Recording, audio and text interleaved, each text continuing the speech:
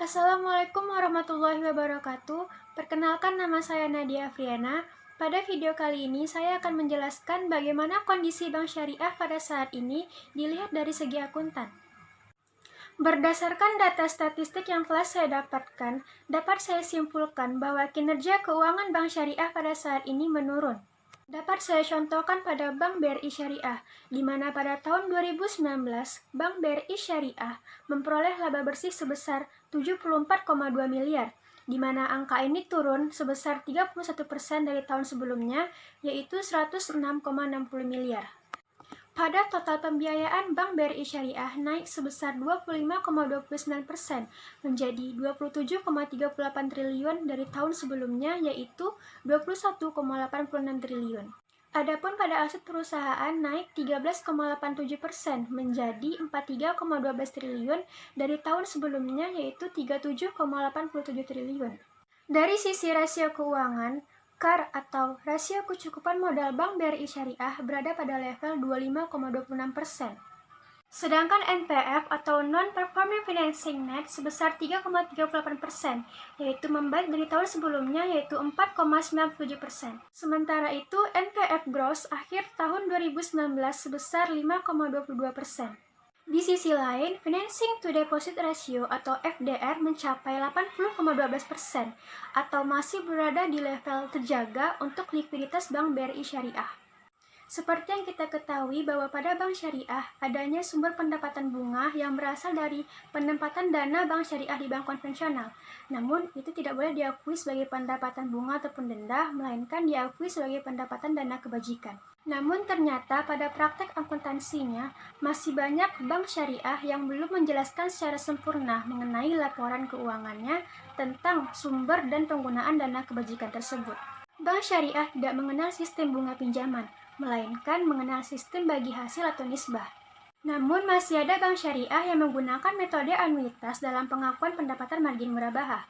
Jika hal itu terus terjadi, berarti bank syariah tersebut masih memegang prinsip time value of money.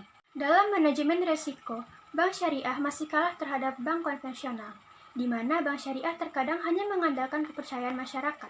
Sehingga sering terjadi kegagalan seperti kredit macet yang tinggi, yang menyebabkan terjadinya masalah likuiditas seperti halnya kasus Bank Muamalat. Ada 3 masalah utama bank syariah. Yang pertama, aspek legalitas. Yang kedua, aspek sumber daya manusia, di mana bank syariah memerlukan tenaga kerja yang memiliki pengetahuan tinggi terhadap bidang keuangan syariah. Dan yang ketiga, aspek strategi pemasaran yang kurang inovatif. Prinsip bank syariah bukanlah mengejar omset, tetapi memberikan kemaslahatan bagi seluruh umat manusia. Seperti halnya Maybank Syariah yang memberikan bantuan kepada nasabahnya yang terkena dampak dari wabah COVID-19 yang sekarang sedang terjadi. Tak bisa dipungkiri bahwa kondisi ekonomi syariah pada tahun ini akan mengalami penurunan yang tajam akibat dampak dari wabah COVID-19 ini. Mungkin benar jika dikatakan bahwa bank syariah memang belum 100% syariah. Tetapi setidaknya ini jauh lebih baik daripada bank konvensional yang memberikan dampak negatif bagi nasabahnya. Jika dalam kondisi ekonomi yang bagus, bank syariah memperoleh keuntungan yang besar dari penyaluran pembiayaan karena usaha nasabahnya yang juga bagus. Maka, nasabah penabung juga akan mendapatkan keuntungan yang besar pula dikarenakan sistem bagi hasilnya. Namun sebaliknya, jika kondisi ekonomi kurang bagus, seperti halnya saat ini yaitu pandemi COVID-19 yang mengakibatkan nasabah pembiayaan mengalami penurunan pendapatan, maka kewajiban bank syariah dalam memberikan bagi hasil kepada nasabah penabung akan menyesuaikan pula. Dampak dari COVID-19 ini dapat kita lihat pada bank konvensional maupun bank syariah. Yang pertama dari segi penyaluran kredit. Antara bank konvensional dengan bank syariah akan mengalami kondisi yang sama, yaitu sama-sama mengalami pelambatan pembiayaan atau penyaluran kredit. Lalu dari segi penurunan kualitas aset. Sebenarnya pada aspek ini, bank syariah maupun bank konvensional sedikit terbantu oleh adanya POJK. Kemudian dari sisi pengetatan margin.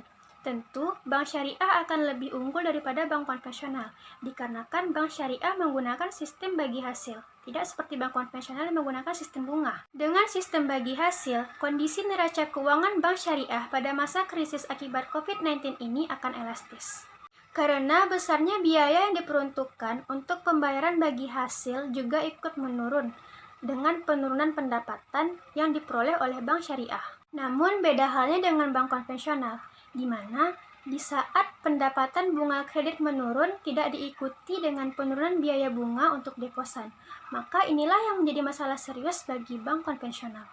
Berdasarkan hal-hal tersebut, dapat saya simpulkan bahwa bank syariah tentu akan lebih tahan terhadap krisis ekonomi COVID-19 ini dibandingkan dengan bank konvensional. Namun tetap, dengan adanya NPF atau Non-Performing Financing yang tinggi pada bank syariah, tentu akan berpengaruh terhadap profitabilitas dari bank syariah tersebut. Selanjutnya, seperti yang kita ketahui bahwa di lingkungan sekitar kita, masih banyak masyarakat yang belum sepenuhnya yakin terhadap bank syariah ini. Hal ini dikarenakan karena kurangnya pengetahuan masyarakat tentang bank syariah itu sendiri. Seharusnya hal itu dapat diatasi dengan memberikan pengetahuan lebih kepada masyarakat tentang bank syariah itu sendiri. Sehingga agar masyarakat mau berkontribusi lebih kepada bank syariah dan dapat memajukan bank syariah yang lebih unggul daripada bank konvensional. Selanjutnya, bank syariah harus dapat meningkatkan kualitas pelayanannya agar sejajar dengan bank konvensional, seperti halnya pada ATM, mobile banking, ataupun internet banking.